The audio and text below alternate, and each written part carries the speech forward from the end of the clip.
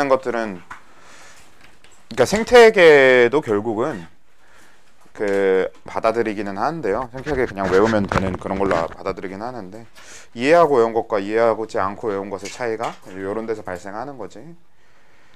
그래서 우리 1번 같은 경우에는 우리가 수업 시간 천이 수업할 때 제가 아예 되게 중요하다고 정리를 해드렸었던 내용이에요. 그래서 천이가 진행될수록 전체 군집의 순생산량은 증가하다가 감소한다. 그리고 좀 더 심화적으로 생각을 해보면 0으로 수렴한다 라는 얘기까지 했었는데, 일단 그 밑에 총생산량 같은 경우에는 총생산량은 증가하다가 감소한다 이런 식이었고요. 그러니까 그래프를 한번 그리면서 해봅시다. 여기 시간이라고 하는 거는 그냥 건성천이를 기준으로 했을 때, 사실 무슨 천이를 기준으로 하든 상관없긴 한데요, 건성천이를 기준으로 했을 때 그래프를 그려보면 하나는 너무 개떡 같긴 한데 뭐 이 정도는 괜찮겠지.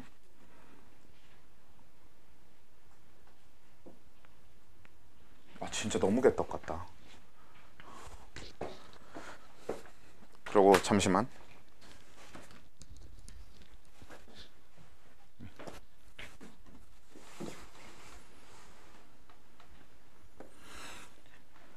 보통 지금 밑에 주황색으로 그려놓은 게 순생산량이고요,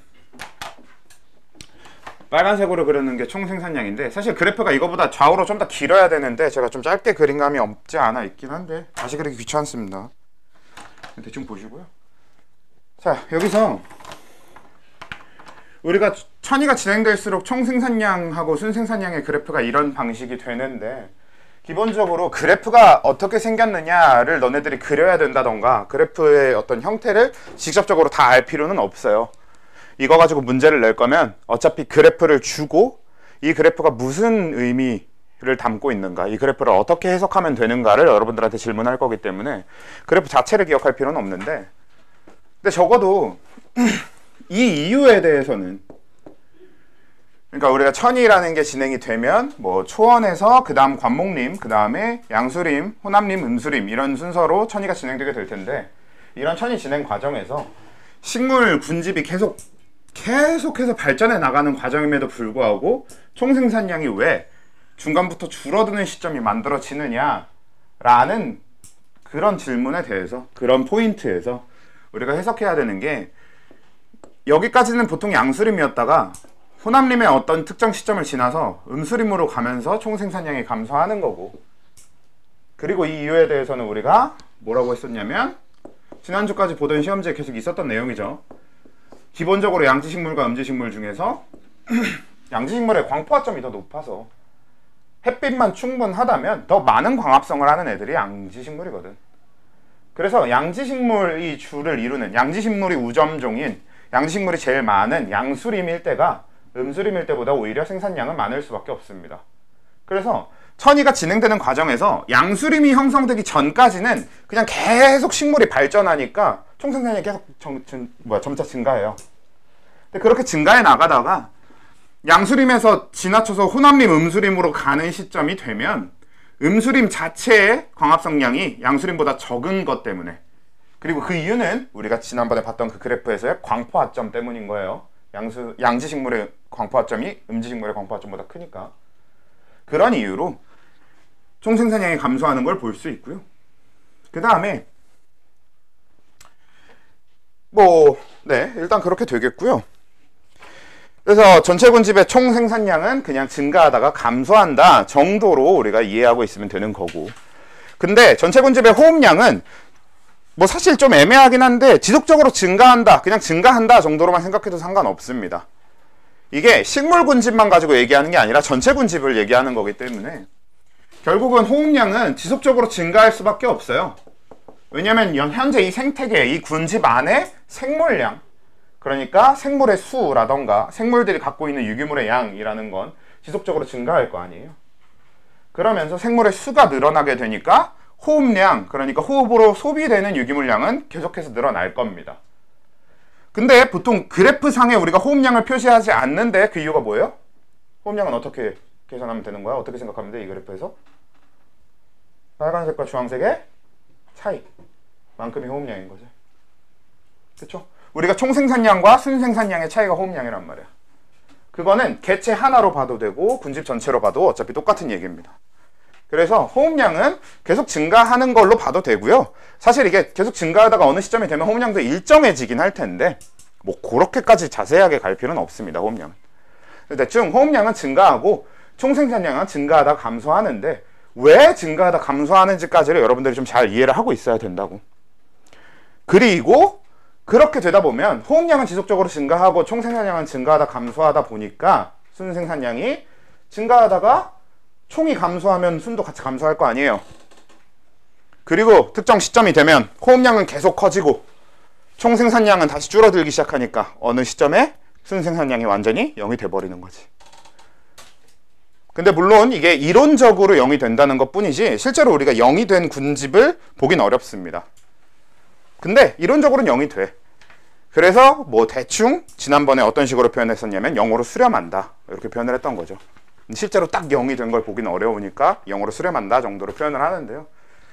아무튼 그렇게 0으로 수렴하게 되면 우리가 그런 걸 극상이라고 부르는 거다라는 얘기까지 했었습니다. 오케이? 그래서 여기에 들어가야 될 답들은 1번 천이가 진행될수록 전체 군집의 순생산량은 증가하다가 감소한다 정도로 이해해도 괜찮고 0으로 수렴한다까지 생각하셔도 상관없고요. 전체 군집의 총생산량 증가하다 감소, 전체 군집의 호흡량은 그냥 증가로 보시면 되겠고요. 그 다음에 두 번째 건성천이의 개척자, 습성천이의 개척자, 2차 천이의 개척자 얘야말로 사실상 그냥 단순 암기나 다름없는 내용이죠. 건성천이의 개척자는 우리가 누구였어요? 지의류라고 했었어요. 그리고 습성천이의 개척자는 여기서 좀 조심해야 될 게 초원 하면 원칙적으로 틀려요. 왜냐면 개척자는 생물군에 대한 명칭이고요. 초원은 장소에 대한 명칭입니다. 다른 거야. 이것도 우리가 한번 언급했었어요. 이 부분 얘기할 때, 개척자 얘기할 때. 그래서 개척자가 누구냐라고 물어보면 초본 내지는 풀이라고 대답해야 맞습니다. 같은 말이에요. 초본이 우리가 흔히 알고 있는 잔디 같은 풀떼기고요. 그래서 풀도 마찬가지로 그런 애들을 얘기하는 거니까. 그래서 초본 내지는 풀 이렇게 얘기하면 그게 습성천이의 개척자가 되는 거고 2차 천이의 개척자도 마찬가지죠. 다를 게 하나 없습니다.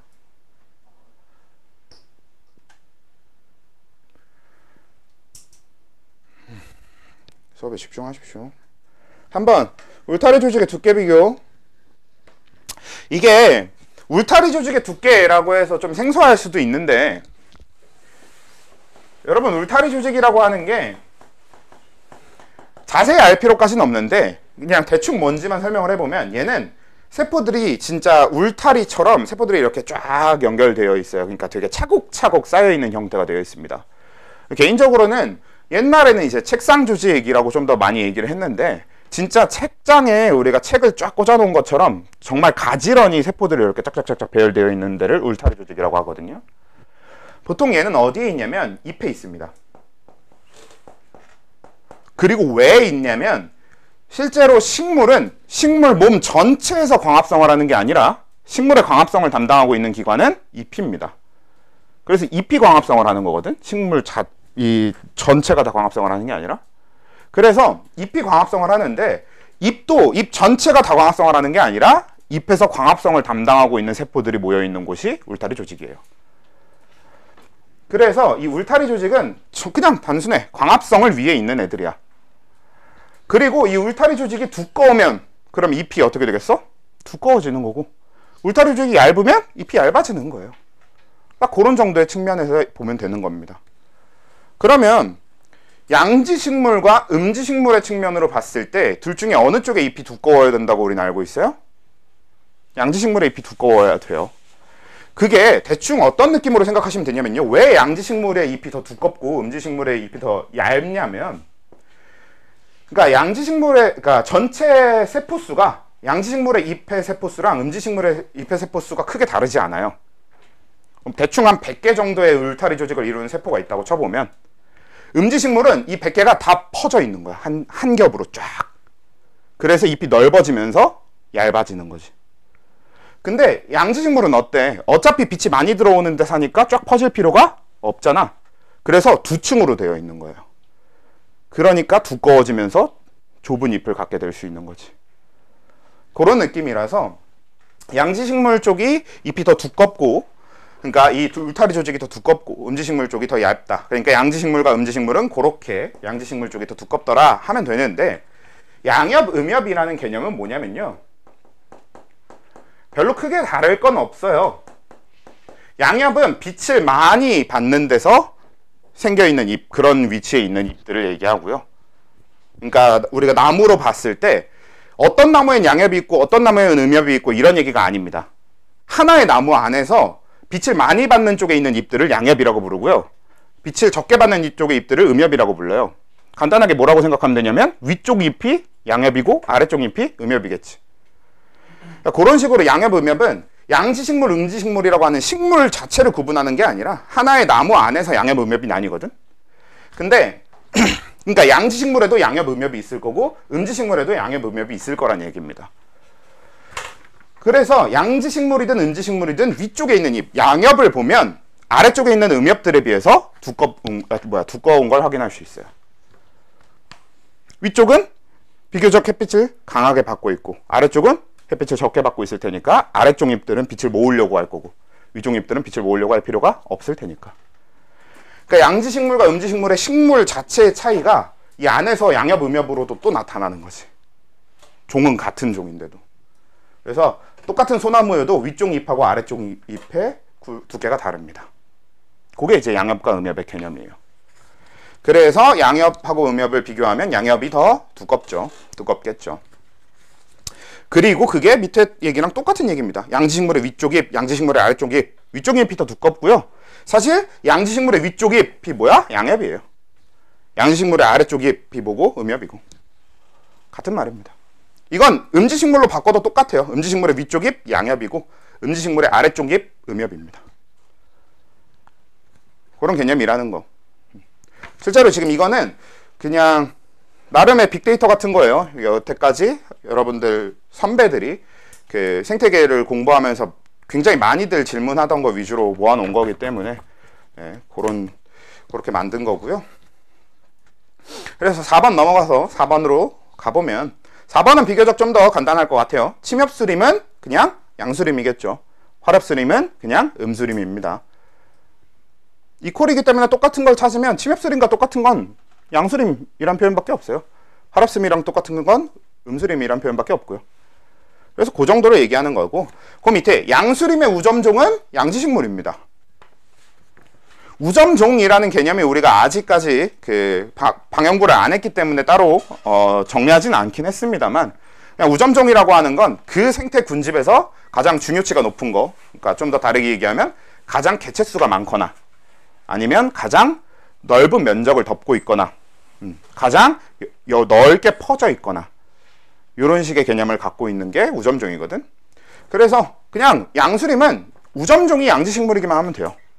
그러니까 양수림에 여러분들이 착각하면 안 되는 게 양수림엔 양지식물밖에 없다는 절대 말이 될 수가 없죠.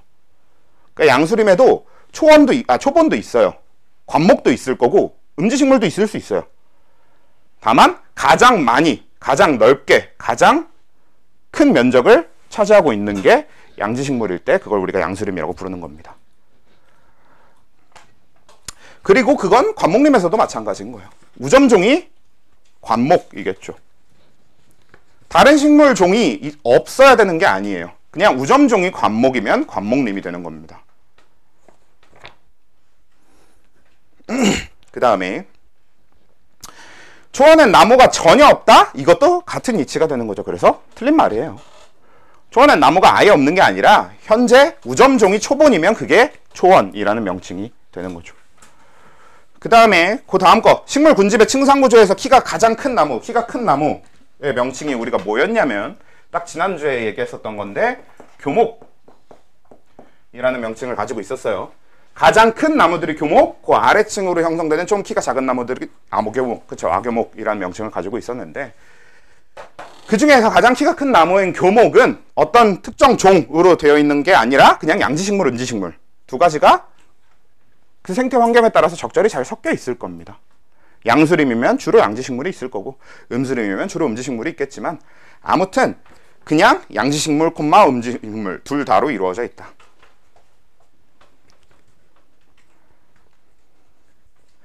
그러니까 우리가 이 문제로서 여러분들이 이해해야 될 점은 두 가지 포인트가 있는데요. 첫 번째가 교목이라고 하는 키가 큰 나무들이 양지식물하고 음지식물 중에 누가 더 키가 커? 라는 질문이 되는 건 아니란 얘기입니다.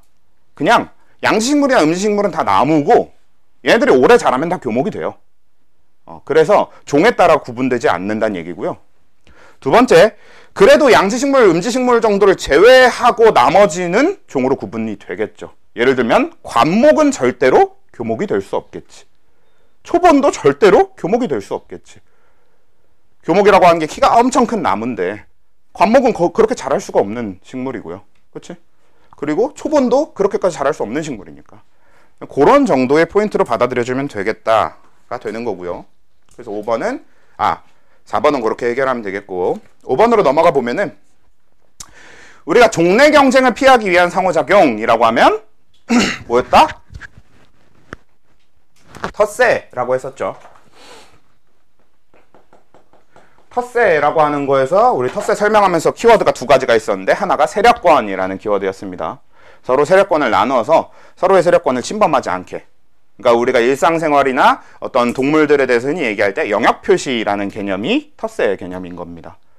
그리고 두 번째, 세력권을 형성함으로써 서로 침범하지 않으면 어떻게 돼? 경쟁할 필요가 없어지는 거죠.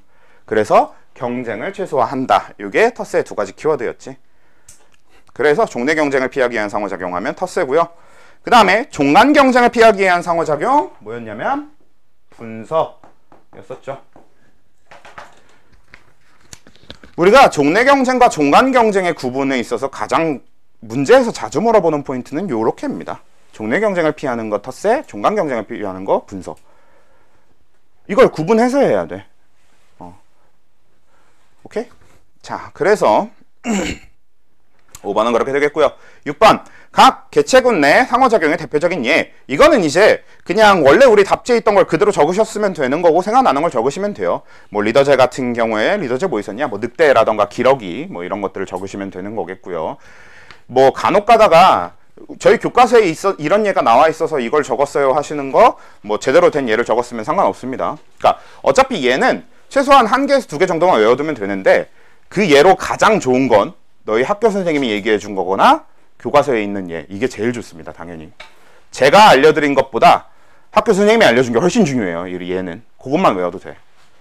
그 다음에 가족생활 같은 경우나 순위제, 사회생활, 텃세 각각 다 이거는 우리 원래 프린트에 있는 걸 적으셨어도 상관없고요. 아니면 학교에서 배워서 기억하는 걸 적으셔도 상관없는데 얘는 그냥 한번 그냥 알아두시라는 외워둬야 되는 포인트니까 잠깐 넣어놓은 거고 그 밑에 리더제와 순위제는 불필요한 종래 경쟁을 최소화하기 위한 작용이다 라는 질문에 대해서는 맞다가 돼야 되는 거였죠. 이게 텃세가 종래 경쟁을 최소화하기 위한 상호작용인 건 맞는데 그렇다고 너무 텃세에 매몰되어 있으면 안 돼요. 결국 이 개체군 내 상호작용에 해당되는 모든 것들은 다 종래 경쟁을 최소화하기 위한 겁니다. 그러니까 리더제, 순위제뿐만 아니라 가족생활, 사회생활까지도 다 종래 경쟁을 최소화하기 위한 것들은 맞아요. 다 그걸 기본적인 기능으로 가지고 있어요. 그렇게 되는 거고. 다음에 7번 군집 내 상호작용, 그러니까 개체군 간의 상호작용 쪽으로 넘어가 보면 우리가 공간지위와 먹이지위가 둘 다 동일할 때 일어나는 건 경쟁, 종간 경쟁과 분석 이렇게 두 가지가 있었던 거죠. 선생님, 종간 경쟁을 경쟁 배타의 원리라고 적어도 되나요? 당장은 상관없을 것 같은데 웬만하면 종간 경쟁이라고 적는 식으로 가십시오. 실제로 경쟁 배타의 원리는 학교에서 가르쳐 주디? 학교에서 경쟁 배타의 원리 했어? 몰라? 왜냐면 이걸 왜 물어보냐면 경쟁 배타의 원리 같은 경우에는 현재 논란이 좀 많아요. 뭐 실제로 그게 항상 작동하는 거냐, 작동하지 않는 경우도 많지 않냐. 실제로 우리가 주변에서 보는 웬만한 복잡한 생태계에선 경쟁 베타 원리라는 걸 보기가 힘들어요. 서로가 서로를 개체수 조절을 하기 때문에. 그러니까 이게 지금 맞는 이론이 맞냐 아니냐 의견이 분분해서 안 가르치는 선생님들도 좀 있는데, 그러니까 경쟁 베타의 원리는 너무 신경 쓰지 마시고 그냥 필요한 문제에서만 잘 필요하게 문제가 직접적으로 질문할 때만 고민해 주시면 돼요. 문제가 경쟁 베타의 원리에 대한 질문을 하고 있지 않으면 그냥 생각하지 마십시오. 경쟁 베타 원리는. 아무튼 그래서 공간지위, 먹이지위 동일할 때는 종간 경쟁하고 분서 이렇게 두 가지인 거고요. 공간지위는 동일하지만 먹이지위가 다르다라고 하면 이때 일어날 수 있는 게 상리공생, 편리공생, 기생, 포식과 피식, 이 네 가지의 종류의 상호작용이 다 들어가는 거죠, 여기에. 그러니까 경쟁, 종간 경쟁하고 분서는 먹이지위가 같아야 되는 거고요. 기생, 상리공생, 편리공생, 포식과 피식은 먹이지위가 달라야 되는 겁니다. 서로 다른 먹이를 먹어야 되는 거예요. 그래야 경쟁하지 않기 때문에. 그 다음에 그 밑에 두 종 모두 손해를 보는 상호작용 뭐가 있었어요? 종간 경쟁과 분서, 이렇게 두 가지가 있었습니다. 그 다음에 한 종은 손해, 한 종은 이익이라고 하는 거는 편리공생에 해당되는 거였겠죠. 아, 손해네요. 죄송합니다. 기생이네요, 기생. 그리고 포식과 피식도 여기 들어가죠. 그래서 우리가 한 종은 손해, 한 종은 이익이라고 하면 기생하고 포식과 피식 이렇게 두 가지를 얘기해야 되겠고요. 그 다음 두 종 모두 이익을 본다. 상리공생. 그리고 한 종은 이익, 한 종은 이익도 손해도 없음이 되면 이게 편리공생이죠. 그래서 이거는 여기서 얘기하는 이익과 손해가 우리가 뭐였어요? 개체군의 크기에 대한 이익과 손해였어요. 그러니까 그 개체군의 개체수가 늘어나야 이익인 거고, 그 개체군의 개체수가 줄어들면 손해인 거라고. 네, 이렇게 되는 거였고, 개미와 진딧물은 그래도 한두 번씩 나오는데 여러분들이 좀 생소할 수 있어서 넣어 놓은 거고요. 얘는 상리공생입니다. 어떤 방식으로 상리공생하는지 간단하게만 얘기해 보면요. 진딧물의 포식자가, 너네 진딧물 뭔지 아나? 식물 키워보면 이렇게 노랗고 조그만 게 막 이제 기어다니거든요. 보통 걔네들이 진딧물인데, 진딧물은 진딧물의 포식자가 그거예요. 무당벌레야. 그래서 보통 무당벌레가 있으면은 진딧물들이 정말 개체수가 많이 줄어들거든요. 근데 개미가 무당벌레를 물리쳐 줍니다. 그리고 그 대신 이 진딧물은 먹이를 먹고 배설 활동을 통해서 내보내는 그 물질이 개미한테 도움이 돼요. 개미가 그걸 갖다 먹이로 사용할 수 있어요. 그러니까 진딧물의 배설물이 곧 개미의 먹이가 되는 거죠. 그렇기 때문에 개미 입장에서는 먹이를 구할 수단이 돼주는 거고, 진딧물 쪽이. 그리고 진딧물 쪽은 개미가 포식자로부터 보호해주니까 상리공생. 이런 관계인 겁니다. 그 다음에 흰동가리와 말미잘 상리공생이었죠. 그리고 스라소니아 눈신토끼, 이거 포식과 피식에 가장 대표적으로 제일 많이 나오죠. 여기저기 나오는 건 거의 대부분 다 그래프가 나온다 싶으면 스라소니아 눈신토끼가 제일 보편적으로 많이 나오고요. 바다거북과 빨판상어, 편리공생. 이건 이제 우리 수업 때 설명했었던 부분이고요. 그 다음 8번은 문제들을 쭉 보아하니 뭘 적으라는 것 같냐면 작용, 어떤 작용인지를 적으라는 것 같아요. 온도의 작용인지 물의 작용인지 수분, 그러니까 물의 작용인지 어떤 계절, 빛의 작용이라든지 이런 것들. 그래서 첫 번째, 식물은 겨울에 삼투압이 증가한다. 요거 우리가 온도의 작용이라는 거 이미 저 앞에 시험지에서도 되게 여러 번 했었던 거죠. 그 다음에 봄, 여름, 가을에 피는 꽃이 다르다. 빛의 작용이었고요. 그 다음에 파충류나 조류의 알껍질이 단단하다. 물의 작용, 수분의 작용 상관없는데요. 보통 물의 작용이란 표현을 좀 더 보편적으로 쓰는 것 같습니다. 그 다음에 사슴은 가을에 번식한다 하면 빛의 작용이었었고, 곰이 겨울에 겨울잠을 잔다. 이거 온도의 작용. 여기까지는 우리가 자주 했던 건데, 밑에 이제 높은 산의 꼭대기에는 화렵수가 자라지 못한다. 이거 뭐예요? 온도의 작용이었습니다. 이게 우리 배웠던 수직적 분포와 이어지는 거죠. 우리가 수직적 분포를 봤을 때 아래쪽에 화렵수, 낙엽수림이 형성이 되고 중간 쪽에 침엽수림, 그러니까 양수림이 형성이 되고 좀 더 위쪽으로 가면 관목대, 그러니까 화렵수 같은 것들이 자라지 못하는 이유로 보면 온도의 작용이다라는 얘기가 될 거고요. 그래서 식물군집의 수직적 분포 자체가 온도의 작용이었죠. 그리고 식물군집의 수평적 분포는 뭐였냐면 온도와 강수량, 그러니까 즉 온도와 물의 작용, 수분의 작용이 될 겁니다. 이런 식으로 우리가 배운 것들, 수직적 분포와 수평적 분포 이런 것도 뭐의 작용인지를 얘기해 볼 수 있어요. 그쵸? 그치? 우리 그 시험지 그 쪽지 채울 때는 수직적 분포는 그 온도에 따른 분포, 수평적 분포는 온도와 강수량에 따른 분포라고만 계속 적어왔잖아요. 근데 그걸 이런 방식으로도 생각할 수 있다는 거지. 그 자체가 작용이잖아요. 그치? 그래서 8번은 그렇게 해결하면 되겠고, 9번으로 넘어가서, 자, 9번은 일단 위에 거부터 해보면요. 이론적 생장 곡선에서 개체수가 증가할수록 환경 저항이 증가한다. OX. X. 왜? 이론적 생장 곡선은 애초에 환경 저항이 없습니다. 환경 저항을 감안하지 않고 만들어져 있는 게 이론적 생장 곡선, 제2형 곡선이죠. 그러니까 얘는 개체수가 증가하든 감소하든 나발이든 환경 저항이 그냥 없고요. 실제 생장 곡선에서는 개체수가 증가할수록 환경 저항이 증가해야 되는 거죠. 그래서 일단 얘도 답은 X가 되는 거죠. 우리가 실제로 실제 생장 곡선에서 개체수가 증가할수록 환경 저항이 증가한다라고 하는 건 J자형 곡선, S자형 곡선, 생장 곡선 얘기할 때 가장 중요하게 짚었던 부분이고요. 그 다음에 그 밑에 그래프 요게 되게 많은 학생들이 해석에 있어서 헷갈려 해요. 실제로 여러분들이 내가 이걸 지금 요 시험지를 통해서 정리를 해주더라도 나중에 이 문제 들고 와서 내가 설명해준 이게 그 문제에 대한 건지도 모르고 다시 들고 와서 문제를 질문하는 경우를 정말 많이 봤는데, 뭐 올해는 그런 일이 없길 바라지만 뭐 있을 수도 있으니까 아무튼 대충 거기 그래프를 보면요. 항상 우리 앞에 부분을 할 때도 생명과학 전체적으로 계속 제가 했던 얘기가, 그래프를 해석할 때는 X축과 Y축이 뭔지를 봐야 돼요. 그리고 그걸 통해서 여러분들이 생각해서 이 그래프가 어떤 걸 얘기하고 싶은지를 생각해내야 되는 거란 말이야.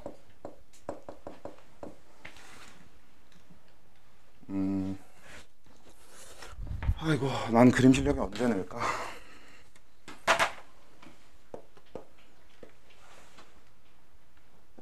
이 정도면 됐다.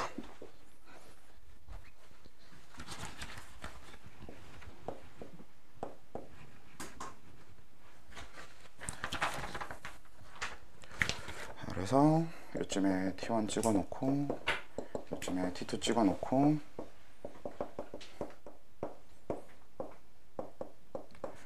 일단 답부터 한번 쭉 확인을 해보고 그 다음에 왜 그렇게 되는지를 우리 하나씩 가봅시다. 첫 번째, 개체수가 가장 많은 지점 어디예요?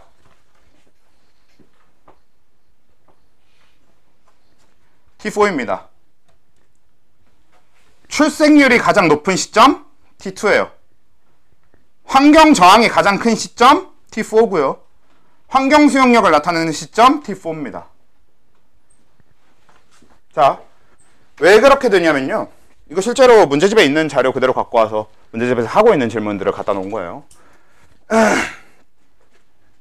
이게 왜 이렇게 되느냐를 얘기를 해보면요. 일단 생장률이라고 하는 게 당연히 개체군의 생장률,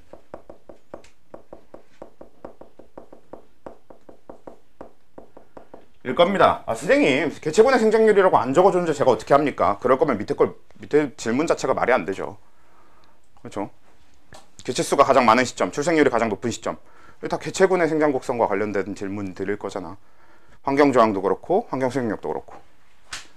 그럼 다만, 우리가 보고 있는 이게 개체군의 생장 곡선과 분명히 다르게 생겼는데, 얘는 말 그대로 개체군의 생장률, 즉 개체군이 얼만큼의 비율로 개체수가 증가하고 있는가에 대한 얘기입니다.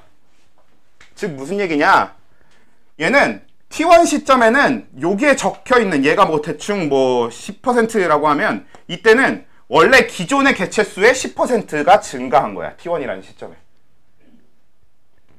T2라는 시점에 여기에 Y축 값이 20%라고 하면 이 T2라는 시점에는 기존 개체수의 20%가 증가한다는 소리입니다. 그러니까 그래프가 T3로 가면서 감소한다고 해도 이게 개체수가 감소한다는 뜻이 아니라 T3라고 하는 시점에 기존의 개체수보다 10% 증가했을 거란 얘기가 돼요. 그러니까 T3라고 개체수가 줄어든다는 얘기가 아니라 생장률이 줄어든 거예요. 생장률이 줄어든 거야. 우리 키로 따져보면 키가 크는 속도가 느려진 거지 키가 줄어드는 게 아니잖아요. 그런 얘기라고. 그럼 결국 키는 언제 제일 클 거냐? 그럼 개체구는 결국에 언제 제일 클 거냐? 개체수는 언제가 제일 많을 거냐? 이런 생장들이 전부 누적돼서 최대한으로 누적됐을 때가 개체구는 제일 크겠죠. 그래서 개체수가 최대고, 그래서 개체수가 제일 많고 환경저항이 가장 크고 환경수용력을 나타내고 있는 게 T4가 되는 거고요. 아무튼 출생률이 가장 높은 시점이라고 하는 건 결국 개체수가 가장 큰 폭으로 증가할 때가 출생률이 높을 거 아니야. 그러게 여기잖아요.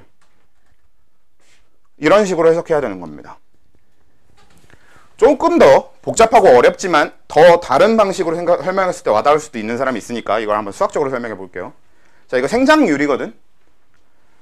그러면 이건 개체군의 크기, 즉 개체수의 변화 곡선이거든요. 즉 무슨 얘기냐면 여러분들이 알고 있는 S자형 곡선을 미분하면 이렇게 돼요.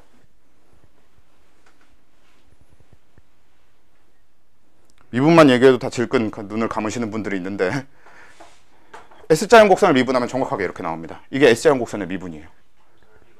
그치? 그럼 넓이가 개체수지. 이의 적분값이 개체수가 되는 거죠. 그래서 우리가 T1의 개체수, T1 시점의 개체수 하면 여기부터 T1까지의 적분값인 겁니다. T2일 때 개체수 하면 처음부터 T2까지의 적분값이 되는 거예요. 이런 방식으로 저는 수학적 접근이 더 쉬워요 하면 이런 방식으로 하시면 되고, 저는 미분만 나와도 골머리가 아픕니다 하시면은 그냥 아까 앞에 설명한 대로 그냥 받아들여 주시면 돼요. 실제로 우리는 이과생이기 때문에 그 수학적으로 설명하는 게 더 와닿는 학생들이 꽤 많거든요. 그래서 이제 같이 넣어서 설명을 해줘 본 거예요. 오케이? 자, 그렇게 되고요. 그럼 9번은 그렇게 하면 설명이 끝날 것 같습니다. 그래서 이 그래프에 대해서 오해하지 않고 잘 해석할 수 있어야 될 것 같고요. 그 다음에 10번으로 넘어가 보도록 할게요. 10번은 그래도 우리 프린트에 있던 내용을 그대로 갖고 온 거기 때문에 그냥 그대로 적으면 될 거예요. 그래서 일형 생장곡선을 갖는 생물들의 특징. 근데 제가 교재 프린트에 어떤 부분을 얼만큼 가로를 쳐놨는지 정확하게 기억이 안 나긴 하는데요. 요 문제에서 여러분들이 답으로 적길 바랬던 걸 한번, 그러니까 모범 답안을 읊어보자면, 일형 생존곡선을 갖는 생물들의 특징은 초기 생존율, 표현은 여러 가지로 해도 됩니다. 초기 생존율, 생존율이 맞냐? 율이 맞죠? 전 국어어법을 잘 몰라요. 너희들이 더 잘 알지 않을까? 아무튼 대충 합시다. 그 다음에 초기 생존율이라고 표현해도 되고, 아니면 어릴 때 어린 개체 생존율이라고 해도 되고, 아니면 어릴 때 그냥 이런 식으로 표현해도 되는데요. 아무튼 초기 생존율 내지는 초기 사망률이, 초기 생존율은 높고 초기 사망률은 낮고 둘 중에 하나만 적으시면 돼요. 하나만 적으셔도 돼요.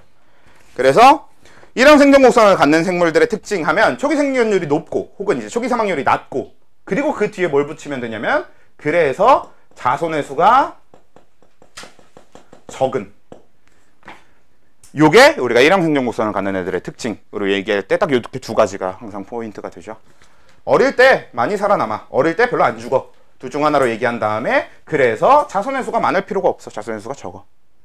요게 일형 생존곡선을 갖는 생물들의 특징이 되고, 종류는 우리 답지 원래 그 교재에 있던 거 그대로, 우리 프린트에 있던 거 그대로 적으시면 됩니다.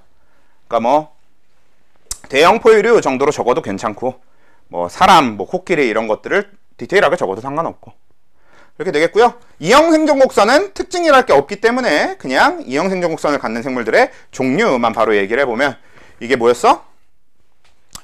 소형 포유류가 주로 여기 들어가는 거였죠. 소형 포유류라던가 히드라 말미잘 이런 것도 여기 들어가는 거였고요. 그렇죠? 여러 가지가 있었습니다. 조류 이런 것도 들어갔고요. 그 다음에 삼형 생존곡선을 갖는 생물들의 특징은 정확하게 이걸 반대로 가면 되는 거죠. 초기 생존율이 낮아 혹은 초기 사망률이 높아 정도를 적은 다음에 그 뒤에는 그래서 자손의 수가 많아. 이게 삼형생존 곡선을 갖는 생물들의 특징이 될 겁니다.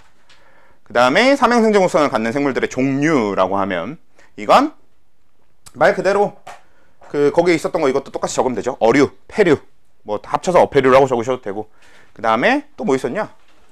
뭐 파충류, 그렇죠? 여러 가지들. 포유류는 안 되죠. 파충류, 양서류, 뭐 곤충, 그쵸? 벌레 이런 것들.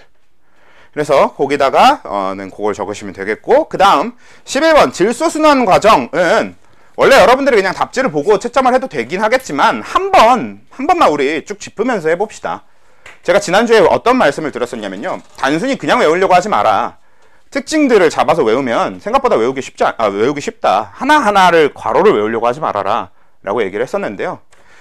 그러니까 지금 보면요, 출발이 N2잖아? 그러면 출발이 N2면 일단 이 작용 자체는 질소 고정 작용일 수밖에 없어요. 도착이 어디든. 얘가 어디로 도착하든 상관없이 질소 고정 작용일 수밖에 없어요. 그치?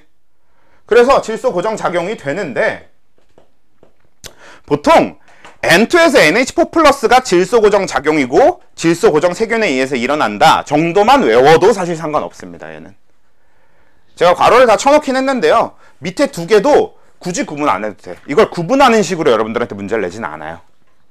그렇기 때문에 그냥 대충 다 N2에서 출발해서 가면 질소 고정 작용이다 하시면 되고요. 그리고 이걸 하는 건 질소 고정 세균 혹은 공중방전에 의해서 일어난다 라고 보시면 되죠. 실제로 공중방전에 의해서 일어나는 걸 질소 고정 작용으로 부르는 경우도 있고요.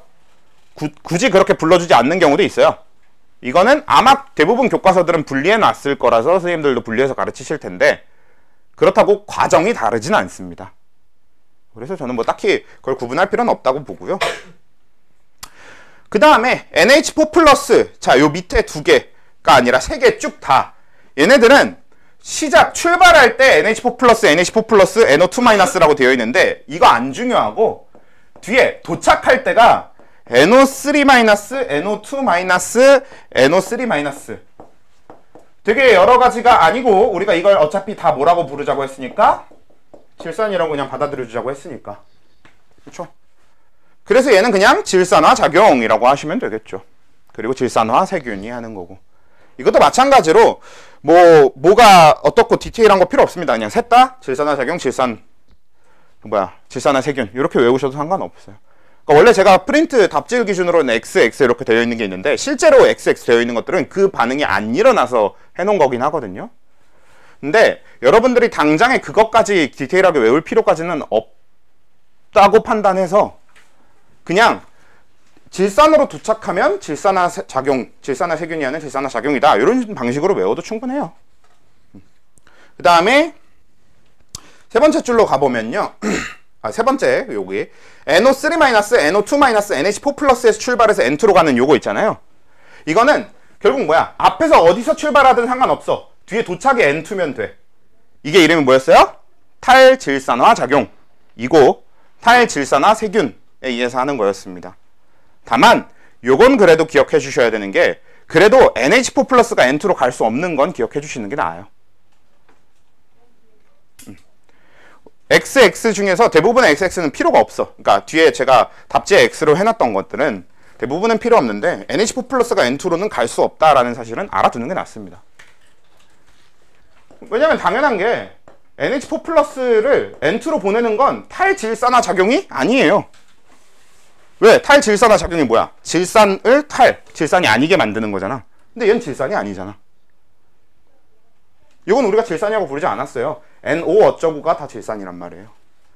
그래서 요거는 그거랑 상관이 없다 정도는 생각해 주시는 게 나을 것 같아서 XX 요거는 불가능하다 정도는 알아주시고요. 그 밑에 NH4 플러스, NO3 마이너스, NO2 마이너스가 단백질로 가는 거, 이것도 굳이 되는 거 안 되는 거 구분하지 마시고 전부 다 생산자에 의한 질소 동화작용, 이렇게 기억하시면 됩니다. 그냥 질소 동화작용이고 생산자가 한다 기억하시면 되겠고요. 단백질하고 NH4 플러스, NO3 마이너스, NO2 마이너스, 여기는 단백질을 그러니까 다시 다른 형태로 바꾸는 건 뭐였어요? 이화작용이지. 그리고 이화작용 누가 하냐? 이것도 분해자를 기준으로 얘기를 하긴 하는데요. 주로 분해자를 가지고 얘기를 많이 하긴 하는데요. 사실 생산자, 소비자, 분해자 모두가 다 할 수 있습니다. 이 과정은. 대충 그 정도로 정리하고요. 다음 페이지로 넘어가 볼게요. 12번.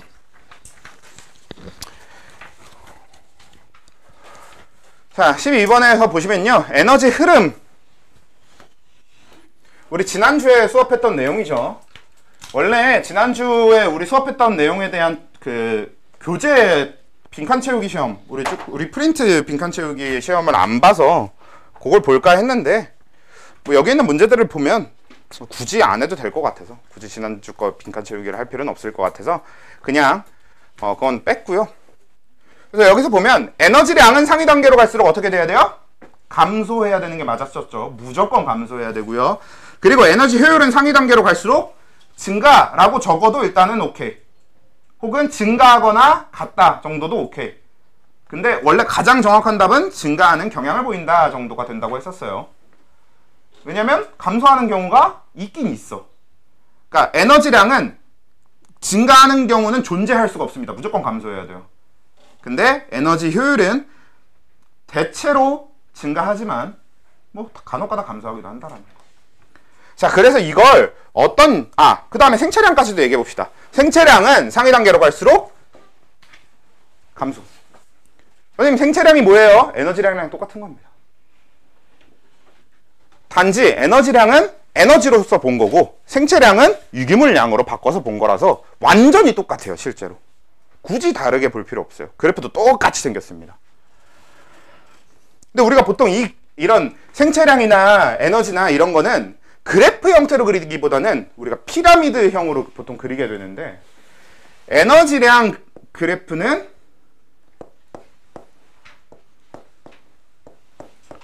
이런 식으로 피라미드형을 그릴 거고요. 에너지 효율 그래프는 보통 어떻게 되겠어? 역피라미드형을 그리게 되겠죠. 상위 단계로 갈수록 커지니까. 그래서 요런 얘기가 이제 그 에너지 효율이 증가하고 에너지량이 증가하고 에너지량은 감소하고 생체량은 감소하고 이런 얘기가 되는 거고요. 자, 그 다음에 밑에 1차 소비자의 총 에너지량은 뭐야? 생산자의 피식량이죠. 2차 소비자의 총 에너지량은 뭐였어? 1차 소비자의 피식량이죠. 그 얘기 우리 또 지난주에 굉장히 강조했었던 내용이었죠. 그 밑에 1차 소비자의 에너지 효율 뭡니까? 이건 이제 식으로 쓰란 얘기인데요. 생산자의 총 에너지량 분의 1차 소비자의 총 에너지량 곱하기 100. 우리 프린트에 전 단계 에너지 총량 분의 현 단계 에너지 총량 총 에너지량 곱하기 100이라고 되어 있었으니까 그걸 그 1차 소비자라고 하는 주제에 맞춰서 바꿔주면 되는 거지. 생산자의 총 에너지량 분의 1차 소비자의 총 에너지량 곱하기 100. 에너지 총량 뭐 이렇게 되는 거고, 요 다섯 번째 생산자의 기체수는 삼림과 초원 중에 삼림이 더 많다. 일단 이건 틀리긴 했거든요. X인데 요거 잠깐 재밌는 걸 보여드릴게요.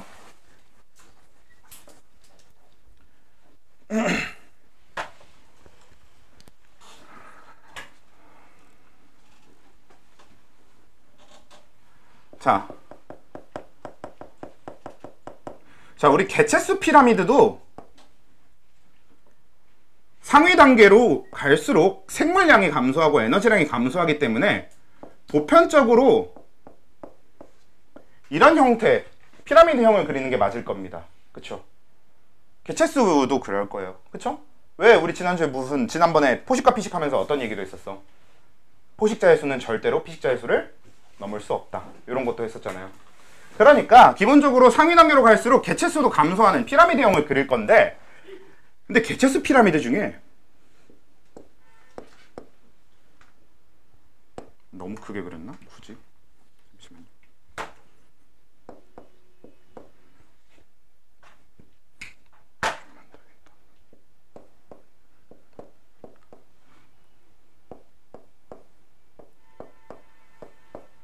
이렇게 생겨먹은 경우가 있어요.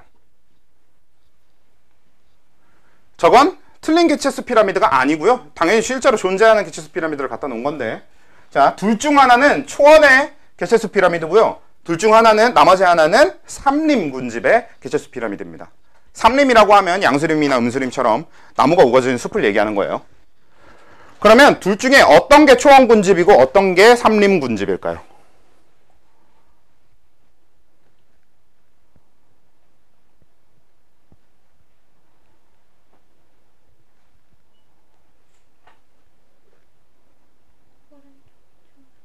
오른쪽이 초원, 왼쪽이 삼림. 그래요?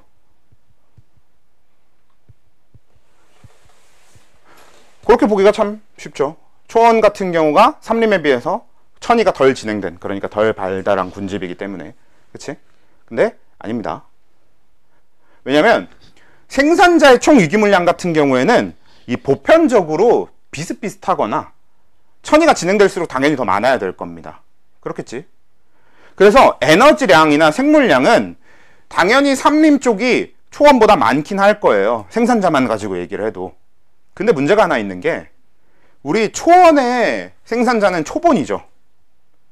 근데 초본은 한 개체당 갖고 있는 에너지량, 생물량이 어떻게 돼요? 굉장히 작거든. 그래서 개체 수가 많아야 됩니다. 근데 우리 삼림 생각해보면 삼림 생산자는 주로 누구라고? 나무라고. 나무는 나무 한 개체가 갖고 있는 에너지량, 유기물량이 어때요? 생물량이 어때? 엄청 크지. 풀 한 200개, 300개 모아도 나무 한 개 안 될 것 같지 않아요? 그렇기 때문에 삼림군집은 생산자의 개체수가 많을 필요가 없습니다. 오히려 개체수가 적어요. 그러니까 생물량 자체나 생물량이나 에너지량은 삼림이 초원보다 더 클 거거든? 근데 개체수는 삼림 쪽이 훨씬 적을 거라고. 많을 필요가 없어, 생산자가. 한 개체당 엄청나게 많은 유기물량, 생물량을 갖기 때문에. 그렇잖아. 나무들은 되게 크잖아요. 그래서 삼림의 개체수 피라미드는 이런 형태를 가집니다. 근데 이게 개체수 피라미드가 이렇게 된다고 해서, 그러니까 얘가 이제 초원이고 얘가 삼림인데, 그러니까 삼림의 개체수 피라미드가 이렇게 된다고 해서 에너지 피라미드도 이렇게 되는 게 아니라, 에너지 피라미드는 우리가 알고 있는 상태, 그러니까 완전한 피라미드형을 띌 거예요. 층수가 모자라네. 이런 식으로. 오케이? 그러니까 얘네들은 이만큼의 에너지를 요만큼의 개체수가 나눠 갖고 있는 거라고. 왜? 개체 하나하나가 크니까. 그게 나무잖아요. 나무가 그렇잖아. 그렇죠? 그런 식으로 해석할 수 있어야 돼요. 실제로 생태계, 생태 파트는요, 해석이 굉장히 중요한 부분입니다. 그 다음에 15번 보도록 합시다. 13번 봐야 되는구나. 해석 이렇게 정리하고 났으면 13번 보면요, 13번에 사막여우와 북극여우 크기 비교. 사실 요즘 이건 잘 안 나와요. 이렇게까지 디테일하게 물어보는 경우는 없긴 한데 혹시 모르니까 그냥 한 번만 짚고 가봅시다. 자, 부피는 북극여우가 더 클 거예요. 실제로 추운 데 살면 몸집이 커야 될 겁니다. 지방도 많이 저장해야, 그래야 이제 체온을 덜 잃을 테니까. 그래서 부피는 북극여우가 더 크고요. 말단부의 크기 하면 어디가 커요? 사막여우가 보통 큽니다. 우리가 말단부라고 하면 꼬리나 귀 같은 부분들을 얘기하는데, 보통 말단부라고 하는 게 중요하게 작용하는 이유가 얘네들이 열을 주로 발산하게 되는 부분들이거든요. 그래서 더운 데 사는 애들은 말단부가 보통 커야지. 그래야 열을 쉽게 발산하겠지. 근데 추운 데 사는 애들은 말단부가 굉장히 작습니다. 그래서 말단부의 크기라고 하면 사막여우가 북극여우보다 클 겁니다. 사막여우, 북극여우 여러분들 본 적 있는지 모르겠는데, 북극여우는 사실상 보면 거의 곰에 가까워요. 굉장히 덩치가 크고, 늑대, 아니 좀 심하면 곰 막 이런 식으로 보일 정도로 덩치가 굉장히 크고요. 털도 되게 많고. 사막여우는 여러분들 좀 익숙하게 알지 않아요? 사막여우 같은 경우엔 몸집도 굉장히 조그맣고, 근데 귀는 되게 크고 이렇게 생겼으니까.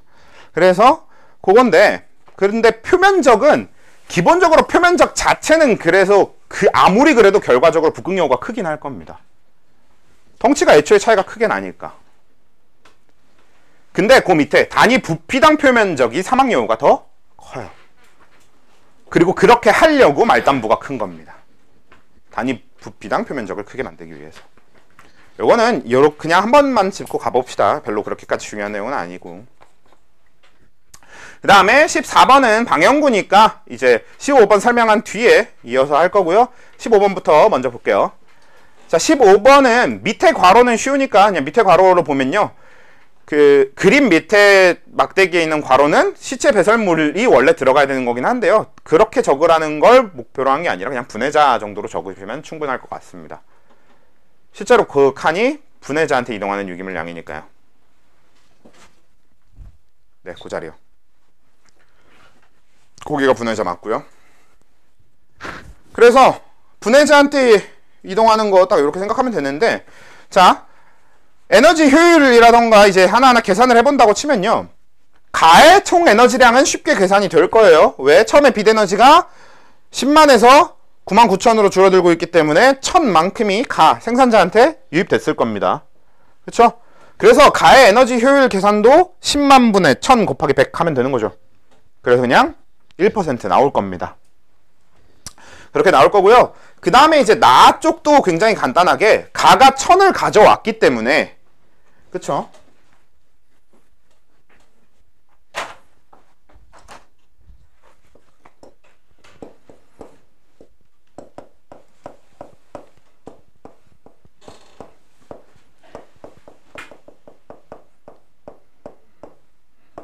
그 중에서 798만큼이 열, 그러니까 호흡을 통해 나가고 분해자한테 102만큼이 이동하기 때문에 나한테 이동하는 유기물의 총량, 에너지의 총량은 어떻게 될 거냐면 100이 될 거네요. 그렇죠? 그래서 나의 에너지 총량은 100이 될 겁니다. 그리고 나가 호흡을 통해서 내보내는 양이 81이고 나가 여기로 보내는 양이 A라고 합니다. 그럼 우리는 지금 이 A를 모르기 때문에 어떤 계산이 불가능하냐면 이 A를 알면 다의 에너지가 계산이 가능할 건데, 그러니까 굳이 한번 적어본다고 치면요, 19 빼기 A 정도가 다의 에너지량이 돼야 되는 거겠죠.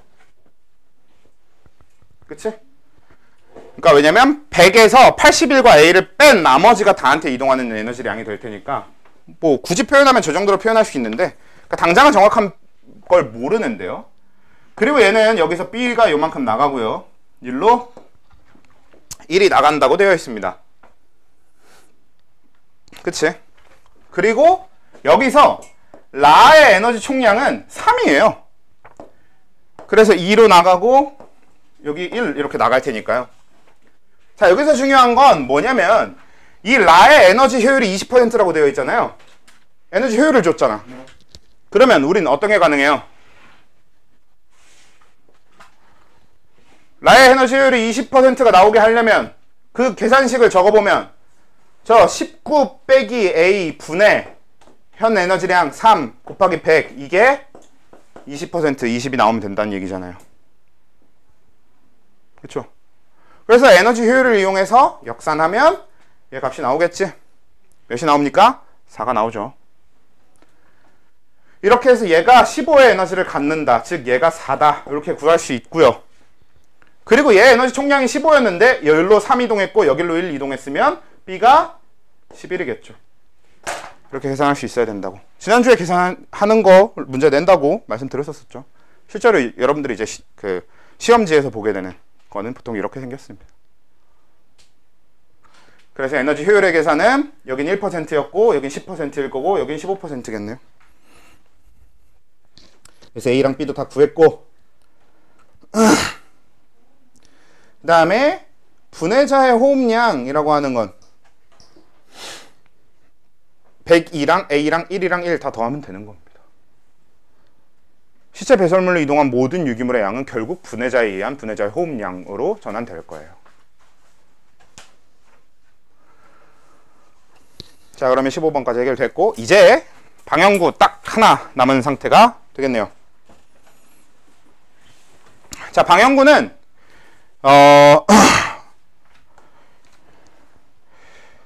지금 여러분들한테 드린 시험지에 있는 방향구도 보시고요. 그리고 원래 우리 교재에 있는 방향구도 좀 같이 보십시오.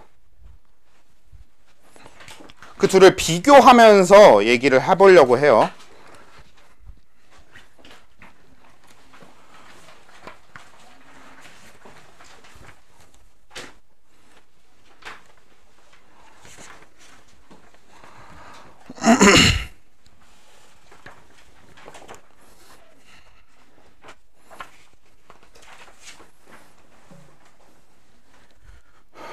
없어? 같이 좀 보시고. 자, 일단 방영구법이라고 하는 것 자체는요, 우리가 생태계에서 군집을 파악하는 데 있어서 별로 막 엄청 효용 가치가 높지는 않은데요, 그래도 예로부터 지금까지 그래도 꾸준히 해오고 있습니다. 그러니까 어떤 방식으로 방영구법이라는 게 이루어지는 거냐면, 그러니까 방영구라고 하는 건 그냥 거대한 창문 같은 겁니다. 그래서 거대하게 네모나게 만들어져 있는 그냥 틀인데요. 이런 틀을 그냥 외부에다 갖다 놓고 이 틀 안에 이 틀을 그냥 바닥에 갖다 놔. 막 잔디가 이렇게 쭉 펼쳐져 있는 숲이 있으면요, 그냥 그 잔디 위에다가 틀을 이렇게 갖다 놓는 겁니다. 그냥 방영구를 이렇게 갖다 놔. 그러면 이 방영구 안에 어떤 개체수가 어떤 식으로 관찰이 되는지를 확인하는 거거든요. 이게 가장 기본적인 방법으로 사용하는 건데, 요즘은 이제 이걸 좀 더 확장해서 진짜 실제 방영구를 갖다 놓지는 않고요, 막 그런 걸 하는 거지. 그 아프리카 초원 같은 데 가. 그 다음에 꽤 높은 상공에서 굉장히 고해상도로 사진을 찍습니다. 그리고 그 사진 위에다가 임시로, 그러니까 가상의 방영구를 놔요. 그러면 동물에 대한 것도 방영구 관찰이 가능해지겠지. 그래서 여러 가지 방식으로 아무튼 이렇게 칸칸이 나눠서 칸 안에 어떤 동물이 관찰되고 이런 식으로 그 관측하는 방법이 방영구법이라고 하는 거거든요. 그리고 방영구법은 결국 어떤 거에 목적이 있냐면, 어떤 개체가 가장 개체수가 많은가, 혹은 개체수가 많진 않아도 지금 이 생태계에서 얼만큼의 비율을 차지하고 있는가, 생물량의 비율이 어떻게 되는가, 유기물량의 비율이 어떻게 되는가, 이런 여러 가지 측면들을 쉽게 얘기해 보기 위해서 방영구법이라는 걸 하는 거거든. 근데 이 두 개를 왜 비교하면서 보자고 했냐면요, 여러분들이 이 방영구법을 하는 데 있어서 밀도랑 빈도랑 피도라는 걸 구할 건데, 뭔지만 먼저 얘기를 해보면, 밀도는 우리가 방영구를 통해서 관찰하게 되는 면적이 있어요. 그러니까 우리 교재에 있는 거에서는 방영구를 통해서 관찰하게 되는 총 면적이 4제곱미터일 겁니다. 4평방미터가 될 거고요.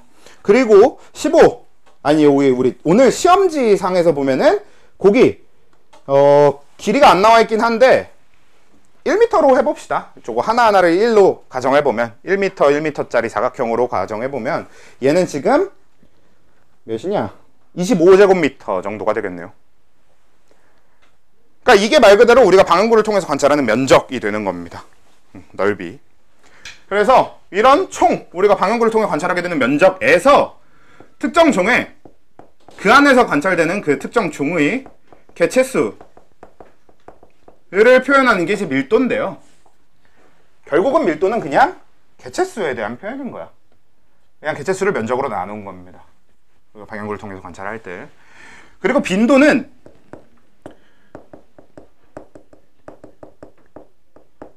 전체 우리가 그 관찰을 위해서 놓은 방영구의 수 분의, 그러니까 전체 방영구 수 분의 특정 종이 발견되고 있는 방영구의 수거든요.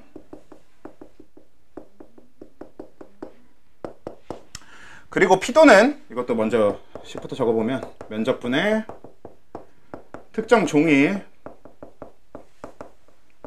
점유면적인데요. 일단 이건 나중에 얘기하고 위에 두 개 먼저 얘기를 해보면요. 첫 번째, 특정 종의 개체수. 저건 사실 별 얘기 아닙니다. 그냥 저 자체로 받아들이면 돼요. 사실 우리는 밀도를 개체수로 받아들이는 건 생태계 전반적으로 굉장히 흔한 일입니다. 그냥 밀도 이퀄 개체수예요, 원래. 개체분의 밀도, 개체수란 뜻입니다.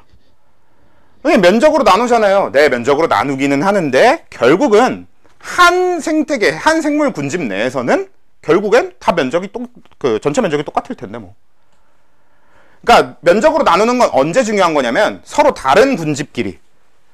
그러니까 나는 A라는 지역을 방형구법으로 관찰을 해봤고 B라는 지역을 방형구법으로 관찰했는데 이 A하고 B의 관찰 결과를 서로 비교해보고 싶으면 그럴 때는 면적으로 나누는 게 중요할 거예요.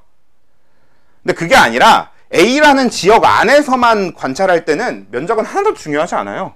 어차피 내가 관찰한 면적이 A종에 대해서 B종에 대해서 C종에 대해서가 한 지역인데 달라지지 않잖아. 내 관찰 면적이 달라지진 않잖아요.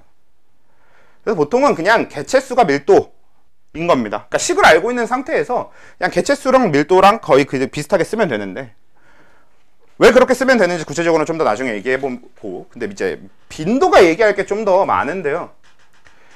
그러니까 빈도는 밑에 들어가야 되는 전체 방형구 수라고 하는 게 있잖아요. 자, 우리 그 교재에 있는 전체 방형구 수가 몇 개인 거게요? 우리 교재 프린트의 전체 방형구 수가 몇 개게?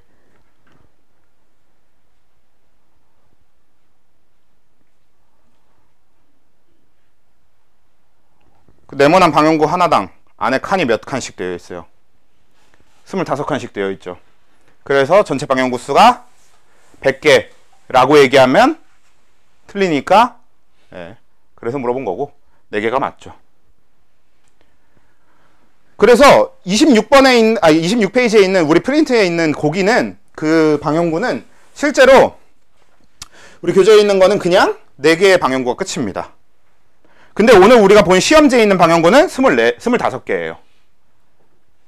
자, 이게 왜냐면 우리가 근본적으로 방형구라고 하는 건 대방형구가 있고요. 이건 구체적으로 막 표현까지 알 필요는 없어요. 소방형구가 있는데 대방형구는 진짜 방형구고 소방형구는 가짜 방형구입니다. 구분은 어떻게 하면 되냐면 점선으로 되어 있으면 소방형구, 가짜 방형구예요. 실선으로 되어 있으면 대방형구, 진짜 방형구입니다. 실제로 이거는 우리가 모식도를 표기하는 데 있어서 모든 생태학자들이 그 약속한 표현이기 때문에 실제로 점선으로 되어 있으면 방형구 구분을 하는 게 아니라 방형구 안에서 그냥 이 과학자들이 파악을 하기 편하게 점선을 쳐놓는 겁니다. 그걸 소방형구라고 부르긴 하는데 그러니까 실제 방형구가 아니야. 그래서 우린 항상 실선으로 구분된 것끼리만 서로 다른 방형구라고 생각하시면 되거든요. 그러니까 그 우리 교재에 있는 거에서 거기에 딱 보면 다 점선으로 되어 있잖아. 칸 안에. 그치? 방형구 안에 칸을 나눠 놓은 건 다 점선으로 되어 있잖아요. 이건 그냥 편하려고 친 거라고. 그래서 우리 오늘 시험지에 있는 것처럼 되어 있으면 그냥 서로가 다 실선으로 구분되어 있기 때문에 그냥 저거를 각각의 따로따로의 방형구라고 보면 되는 거죠. 그래서 우리가 빈도의 계산을 할 때 우리 교재에 있는 걸 교재에 있는 걸 가지고 빈도 계산을 하면 4분의 1가 되는 거고요. 그리고 우리 오늘 시험지에 있는 걸로 빈도 계산을 하면 25분의 1가 되는 겁니다. 그리고 특정 종의 방형구 수는 그냥 그 종이 발견되는 방형구를 세면 돼요. 예를 들면 우리 교재에 있는 걸로 종 A의 빈도를 세보면 4분의 2가 되는 겁니다. 그치? 왜? 종 A는 첫 번째 큰 방형구와 세 번째 큰 방형구 두 군데서 발견이 되고 있잖아요. 4개의 방형구 중에. 그럼 4분의 2의 빈도를 갖는 거죠. 종 B는 첫 번째, 두 번째, 세 번째, 네 번째 모두 발견되고 있으니까 4분의 4, 즉 1의 빈도를 갖는 거고요. 그 다음에 종 C는 첫 번째, 두 번째, 세 번째, 네 번째 모두 관찰되고 있기 때문에 얘도 마찬가지로 4분의 4, 즉 1의 빈도를 갖게 되는 겁니다. 근데 우리 오늘 시험지에 있는 걸로 보면 얘는 종 A는 25분의 하나, 둘, 셋, 넷, 다섯, 여섯, 일곱, 여덟, 아홉, 25분의 9가 되겠고요. 종 B 같은 경우에는 B종의 이제 빈도 같은 경우에는 25분의 하나, 둘, 셋, 하나, 둘, 두 개네요. 25분의 2가 되는 거고.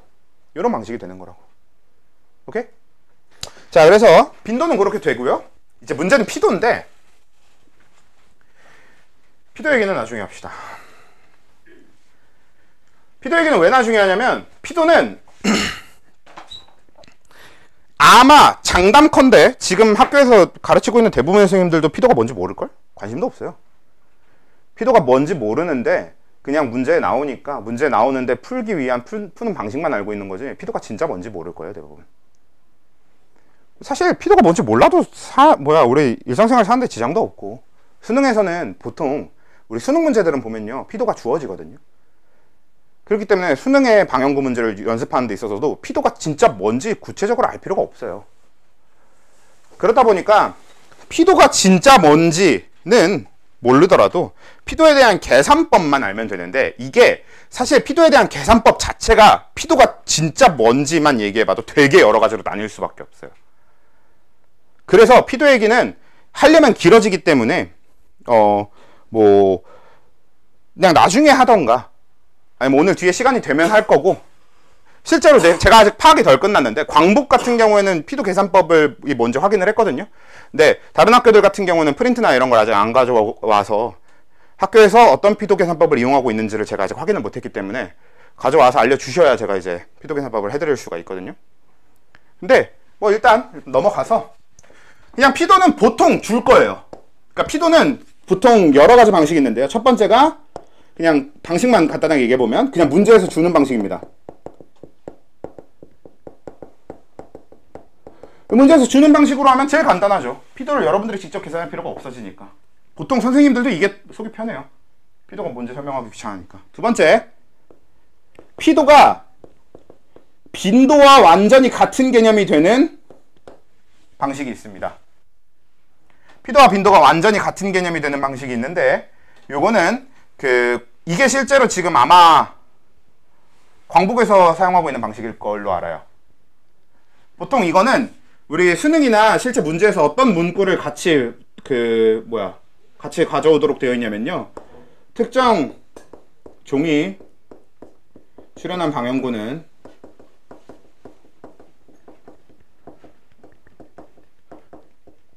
그거를 해당 종이 점유하고 있는 것으로 간주한다, 이런 표현이 있어요. 그러면 내가 방향구를 4개를 갖다 놨는데 이 4개 중에 2군데서 종 A가 발견이 됐잖아? 그럼 그냥 종 A는 이 2개의 방향구는 점유하고 있다라고 그냥 간주하겠다는 얘기예요. 그럼 나는 4칸 중에 2칸을 점유한 걸로 얘기가 되겠죠, 그 종 A는. 그럼 뭐랑 똑같아? 빈도랑 똑같을 수밖에 없어요. 이런 방식이 있고, 이게 아마 대부분의 학교에서 제일 많이 쓸 겁니다. 근데 수특에 있는, 수특 문제 말고 수특에 있는 자료, 실제로 이제 제 교재에 갖다 놓은 게 그 수특에 있는 자료 딱 갖다 놓은 거거든요. 저런 자료를 기준으로 설명하시는 대부분은 세 번째, 소방연구를 이용한 피도 계산을 하는 경우예요. 원래 소방연구라는 게, 소방연구 점선 칸이 피도 계산하려고 있는 거거든요. 실제로 특정 종이 출연한 소방연구가 그 종이 점유하고 있는 걸로 간주해요.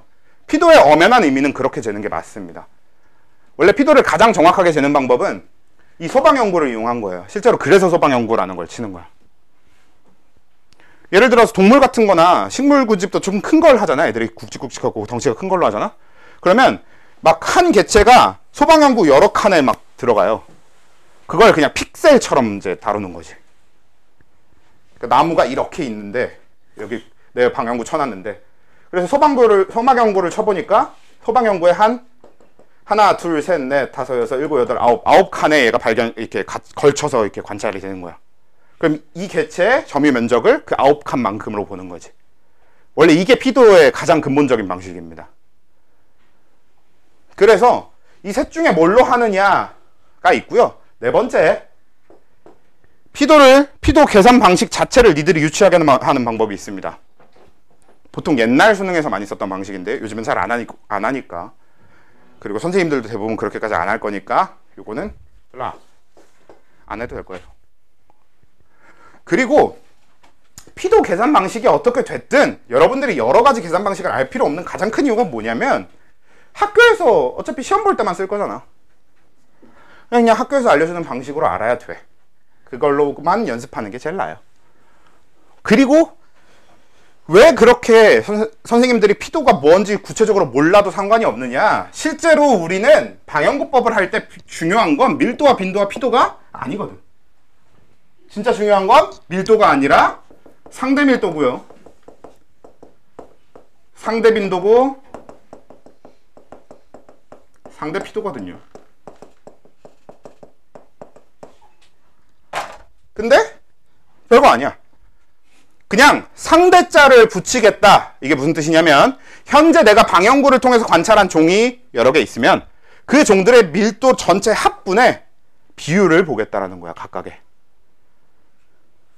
빈도도 그 안에 들어있는 모든 종들의 빈도 합분의 특정 종의 빈도의 비율을 보는 거지. 그러니까 예를 들면 이렇단 얘기입니다. 밀도로 구하든 빈도로 구하든 피도로 구하든 다 똑같은 계산식을 결국 공유하게 되는 건데, 그러니까 어떤 방식인 거냐면, 만약에 종 A가 있고 종 B가 있고 종 C가 있었어. 그리고 내가 방향구를 통해서 관찰한 어떤 지역의 군집에는 딱 이렇게 종 3개만 있었던 거야. 근데 밀도가 10분의 1, 10분의 2, 10분의 7 이렇게 있었던 거예요. 그럼 이걸 통해서 구한 상대 밀도는 10%, 20%, 70%가 될 겁니다. 그러니까 어떻게 구하는 거냐면 밀도를 다 더해요. 다 더하면 몇입니까? 1이죠. 다 더한 밀도 분에 내가 종 A의 상대 밀도를 구할 거면 얘를 분자에 갖다 놓고 퍼센트니까 곱하기 100 해주고, 종 B에 대한 걸 구하고 싶으면 분자에다가 종 B에 대한 밀도를 갖다 놓고 곱하기 100 해주는 거고, 종 C에 대한 걸 구하고 싶으면 종 C의 밀도를 갖다 놓고 곱하기 100 하면 되는 거고, 를 빈도에 대해서도 똑같이 하면 상대 빈도, 피도에 대해서 똑같이 하면 상대 피도라고. 근데 제가 이제 방향구법에 있어서 꼭 여러분들한테 강조하고 싶은 거는 이제 뭐냐면, 이 상대 밀도랑 상대 빈도랑 상대 피도를 이제 이런 방식으로 계산하면 되는 거고, 이건 여러분들이 문제 풀면서 연습을 해보면 될 일이에요. 방향구법은 생각보다 방향구에서 뒤통수를 제일 많이 맞습니다. 특히나 수능 준비하는 고3들도 그렇고, 그 내신에서의 학생들도 그렇고, 방향구는 생각보다 연습을 많이 안 해두면 시험 때 탈락이 되어 있는 부분 중에 하나예요. 생태계 전체 파트에서 그나마 가장 응용과 가까운 파트니까. 그래서 연습은 좀 해두셔야 되는데, 여기서 우린 상대밀도, 상대빈도, 상대피도 구하고 끝이 아니라 이 셋을 더한 중요도라고도 부르고 중요치라고도 부르는, 요게 중요한 건데,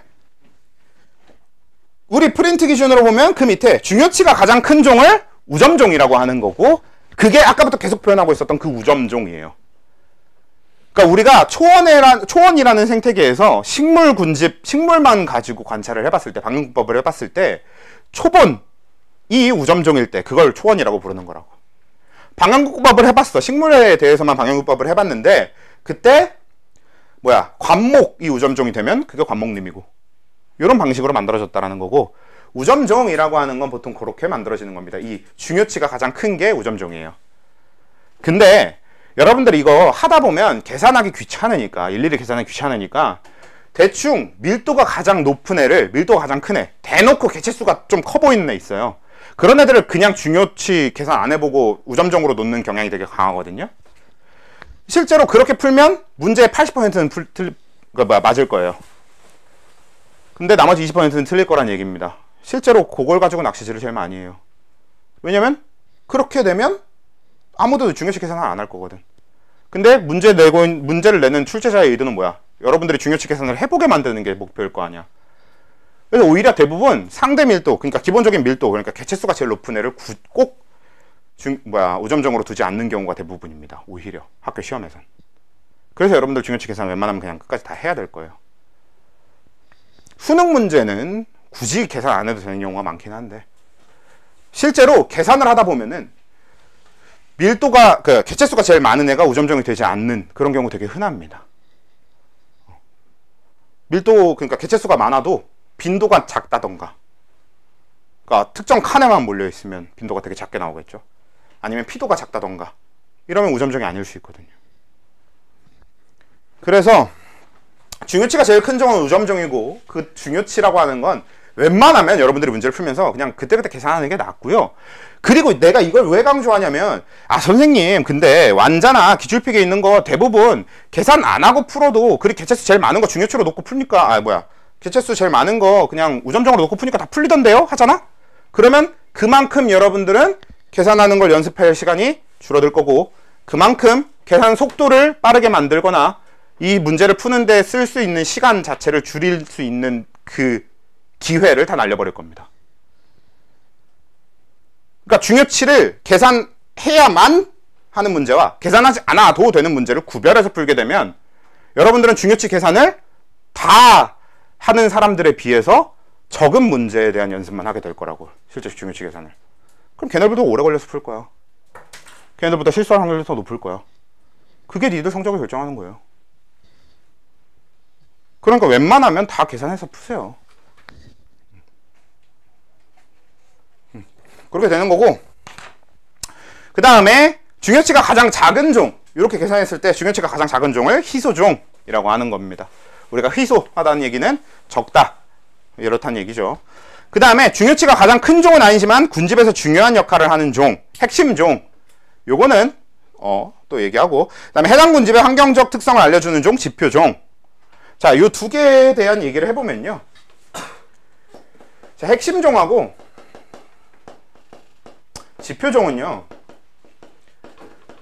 지표종은 여러분들 그거랑 똑같아요. 화성 얘기할 때. 이거 우리 지난주에 했나? 요건 했나? 안 했나? 안 했나 봐요. 네. 지표종은 우리가 흔히 화석에도 비슷한 거 있는데, 지구과학 하는 사람들, 화석 중에 이 화석이 발견되면 거기는 어떤 환경이었다 이런 걸 알려주는 화석 있잖아. 뭐라고 부르지? 표준화석. 맞아. 그거랑 이제 비슷한 거죠, 지표종은. 실제로 어떤 얘가 관찰이 되면 거기는 뭐일 것이다를 예측하게 해주는 것들이 지표종입니다. 제일 단순한 건 어떤 게 있냐면 산호, 이런 게 이제 지표종이겠죠. 산호는 실제로 표준화석에 들어가지 않아? 그치? 그런 느낌으로. 왜? 산호가 있으면 뭐야? 따뜻한 바다, 이런 거. 이런 거를 이제 알려주는 거니까. 지표종이라고 하는 건 대부분 그런 방식인데, 그래서 여러분들이 그냥 대충 보면 지표종이라는 걸 알 수 있는데, 외워야 되는 지표종들이 좀 몇 가지 있어요. 그런 거 이제 문제 보면서 외우시면 돼요. 그 중에 이제 가장 대표적인 거 하나만 좀 짚어보면, 지의류가 대기 오염의 지표종입니다. 지의류 같은 경우는 대기 오염이 심각해지면 살 수 없어요. 대기가 굉장히 깨끗한 데서만 삽니다. 그러니까 지의류가 개척자라서 굉장히 험한 데서도 살 것 같지만, 그러니까 이 토양이 험한 건 괜찮은데 대기가 험하면 못 살아요, 지의류는. 그래서 황의 농도, 이 SOX, 그러니까 이 황산화물의 농도에, 대기 중에 황산화물의 농도에 따라서 살 수 있고 아니고 결정되거든요. 그래서 대기오염의 정도를 알려주는 지표가 됩니다. 그래서 지의류 정도를 알아두시면 좋겠고요. 여기서 지금 얘기하고 있는 지의류가 건성천이의 개척자 지의류 맞고요. 그 다음에 핵심종은 그냥 항상, 어차피 우리가 문제에서 핵심종은 이제 그때그때 되게 달라질 수는 있거든요. 근데 여러분들이 문제를 풀다 보면 항상 그냥 핵심종은 포식자로만 생각하고 풀면 돼요. 왜냐면 핵심종이라고 하는 게 일단 우점종은 아니어야 돼. 그럼 보편적으로 개체수가 제일 많은 종은 아니겠죠. 그러니까 핵심종이라고 하는 애들은 일단 우점종은 아니어야 되는데, 이 생태계 자체에 굉장히 지대한 영향을 끼치는 애들을 우점종이라고 해요.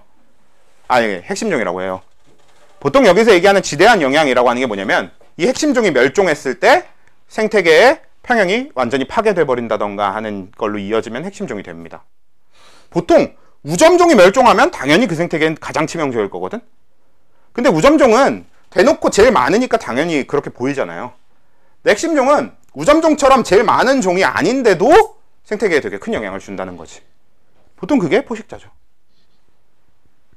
왜? 포식자가 멸종하면 높은 확률로 시간이 지나면 피식자도 멸종하게 될 테니까. 피식자의 개체수 조절이 안 되면서 피식자도 멸종하게 될 테니까. 그래서 생태계가 파괴되는데 굉장히 크게 영향을 주게 됩니다, 포식자의 멸종은. 그래서 포식자가 핵심종이 돼요. 왜? 포식자는 우점종일 수는 없잖아, 절대로. 일단 포식자는 피식자보다 개체수가 압도적으로 딸리거든. 보편적으로 10배 이상의 차이가 나거든요, 포식자랑 피식자의 수는. 그러니까 아무리 적게 나도 10배, 많으면 100배 이상의 차이도 많이 나고요. 그러니까 그렇다라는 것까지 하고 나면 이제 진짜로 수업 시간에 같이 해야 될 만한 내용들은 생태계 완전히 끝. 딱 하나 다양성이 남았는데요. 다양성은 어차피 지난번에 얘기했던 것처럼 그냥 여러분들이 보면 충분할 거고, 지금 다양성을 시험 보지 않겠다라고 하는 학교들도 꽤 많은 상황이기 때문에 그렇게 됩니다.